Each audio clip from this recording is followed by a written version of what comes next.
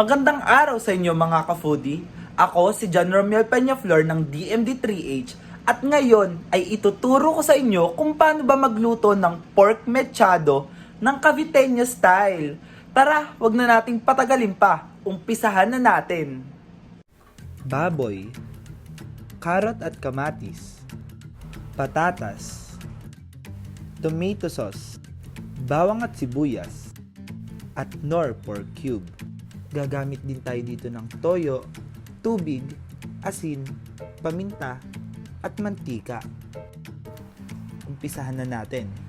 Kapag mainit na ang mantika sa kawali, ay ilagay na ang mga kamatis.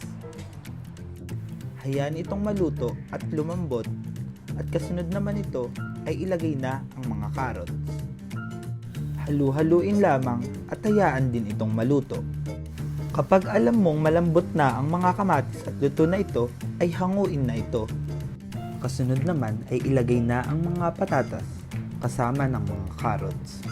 Halu-haluin din ito at hayaan itong maluto. Pagkatapos ng mga ilang minuto ay tanggalin na ang carrots at antayin na lamang maluto ang mga patatas. Kapag alam mong luto na ang mga patatas, ay sunod naman itong hanguin o tanggalin sa kawali. Sa pinaglutuan din lamang ng mga patatas, carrots at kamatis ay ilagay na ang mga ibinabad na baboy. Antayin lamang nating maluto ang baboy hanggang sa mag-iba na ang kulay nito o maging light katulad nito.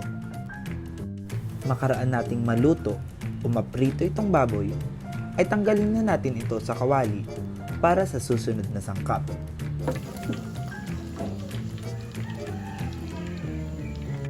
Matapos maluto ang mga ibang sangkap, ay igigisa na natin dito ang bawang. Kasunod nito ay ihahalo na rin natin ang sibuyas at hayaan natin itong maluto o lumambot. Kasunod nito ay ilalagay na natin ang nauna ng niluto na baboy sa ginisang sibuyas at kamatis. At hahayaan lang natin itong maluto.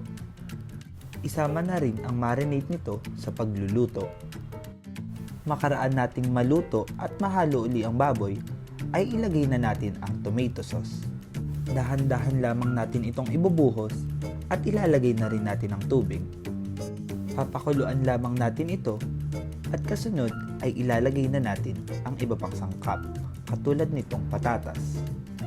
Pagkatapos ay isunod na ang mga carrots at haluin lamang natin at sunod ay tatakpan na at hayaan natin itong kumulo.